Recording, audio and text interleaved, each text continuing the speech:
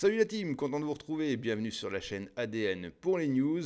Tout d'abord, on s'abonne et on active la notification. Et au programme aujourd'hui, on va avoir du Netflix, de la Formule 1, de la MotoGP et bien évidemment, hey, la zone rouge. À mes côtés, j'ai mes deux compatriotes, c'est-à-dire le Furet et Maurice. Maurice qui va nous envoyer tout de suite le générique.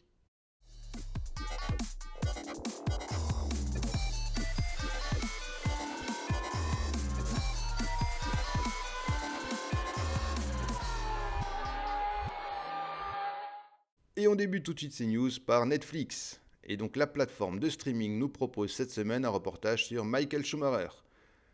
Très beau reportage pour ceux qui ne l'ont pas vu. Allez-y, hein, si ceux qui sont abonnés, allez le voir, c'est vraiment sympa. Beaucoup d'interviews, on rentre un peu plus dans l'intimité du pilote, dans ses doutes. C'est très sympa à voir. Pour ceux qui ne connaissent pas Michael Schumacher, ils peuvent le découvrir, voire pour certains le redécouvrir, ou du moins une partie de ce qu'ils ne connaissent pas. Franchement, c'est un très beau reportage. Allez-y. Et on bascule sur la Formule 1. Cette semaine, sur les réseaux, se sont exprimés les deux protagonistes du crash-clash de la semaine dernière, c'est-à-dire Lewis Hamilton et Max Verstappen, qui sont tous les deux revenus sur ce crash, en disant que effectivement, ni l'un ni l'autre était vraiment en faute. Si Verstappen n'avait pas rebondi sur le boudin, il n'y aurait pas eu de crash. Si Lewis Hamilton avait laissé 10 cm de plus, il n'y aurait peut-être pas eu ce crash. Qu'ils étaient là pour faire de la course, faire du spectacle aussi, mais qu'ils allaient prendre un peu plus soin l'un de l'autre sur la piste. Nous, au sein de la rédaction, on n'y croit pas du tout. On pense qu'à mon avis, ça va continuer à dépoter comme ça jusqu'à la fin du championnat, et c'est ce qu'on attend. De toute façon, on revient là-dessus dans la zone rouge. Et l'info suivante, elle est sur Nikita Mazepin. Le grand pilote de Formule 1 s'excuse de la collision qu'il a créée avec son coéquipier Mick Schumacher. Il reconnaît avoir mal jugé l'approche de son coéquipier et promet d'être plus attentif à l'avenir.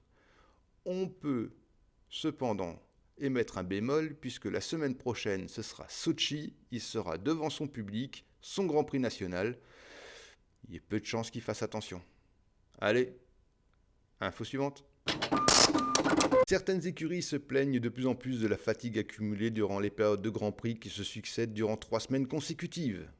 Et qui se plaint le plus? Devinez? C'est Mercedes.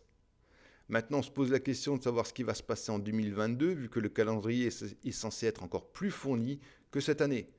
L'Afrique du Sud est d'ailleurs une candidate très sérieuse à prendre en compte pour l'année prochaine.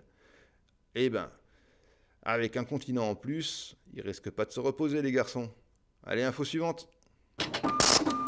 Et au sein de la rédaction, on se joint au petit coup de gueule de Jacques Villeneuve concernant les circuits apparus ces dernières décennies qui ne reflètent pas du tout la discipline sportive la plus spectaculaire. Les anciens circuits sont d'ailleurs beaucoup plus plébiscités par rapport aux circuits modernes type Tilke. Parce que on n'a pas du tout le droit de faire des écarts. Donc les circuits old school sont bien plus intéressants, il y a moins de problèmes de limite de piste, un écart et c'est le mur ou le gravier. Beaucoup plus intéressant. Maintenant on va voir ce qui se passe avec les F1 2022. Si ça se trouve, ça va peut-être changer la donne. Allez, info suivante. Et on passe au MotoGP. Fabio Quartararo est revenu sur sa non-performance de la semaine dernière en disant que c'était le train arrière de ses Yamaha qui lui posait quelques problèmes, chose qui devrait être normalement réglée pour le Grand Prix de cette semaine. On va voir ça. Le nouveau coéquipier de Fabio Quartararo est connu depuis environ 15 jours et c'est Franco Morbidelli. Franco Morbidelli qui prend donc la place de Marc Vignales aux côtés du Français. Info suivante. On reste sur Franco Morbidelli qui a déjà annoncé dans ses premières interviews que son rôle n'était pas du tout de gêner son nouveau coéquipier dans son éventuelle ascension au titre de champion du monde. Info à suivre.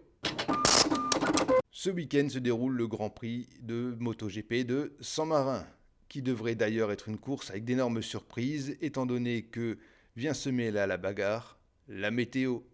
On passe de l'orage au soleil, de soleil à l'orage.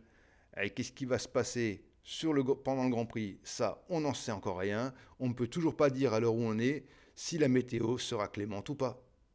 Et on verra ça demain. Allez, on passe à la zone rouge.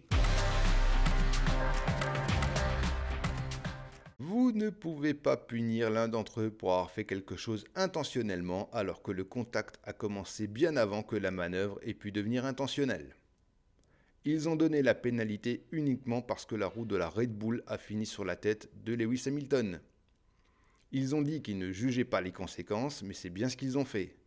Max Verstappen a peut-être été trop agressif, mais Lewis Hamilton aurait également pu laisser 10 cm de plus. Voici les mots de Jacques Villeneuve concernant le contact entre Lewis Hamilton et Max Verstappen. Fernando Alonso, quant à lui, ainsi que d'autres pilotes du paddock, ont eu les mêmes mots à l'égard de cet incident de course. Même la FIA s'accorde à dire que la sanction n'est pas évidente.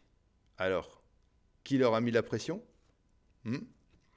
Le Furet, quant à lui, a des mots très durs concernant l'écurie Mercedes. Il pense qu'une écurie qui a ce statut et un pilote qui a cette trempe avec l'expérience qu'il a devait se rendre compte qu'il y avait une belle marge sur la droite. Surtout qu'il y a eu 6 autres dépassements dans exactement les mêmes conditions et par des pilotes beaucoup moins chevronnés. Qui a la faute, qui n'a pas la faute? En tout cas, c'est Max Verstappen qui se prend 3 places de pénalité, en sachant que ce qui s'est passé à Silverstone, Lewis Hamilton n'a pas eu de pénalité. Est-ce que c'est justifié? Est-ce que c'est pas justifié? Est-ce que c'est simplement pour mettre encore du piment dans cette saison qui n'en manque pas? Ça, on verra par la suite. À mon avis, un jour, les langues vont se délier. On verra ça à Sochi. On vous remercie de nous avoir suivis. N'oubliez pas, on est sur Instagram. Maintenant, on est aussi sur Twitter. Donc, venez nous suivre, c'est sympa. Venez discuter avec nous, on est là pour ça. Et moi, je vous dis, comme d'habitude, likez, partagez, commentez. Faites ce que vous voulez, mais restez vivants.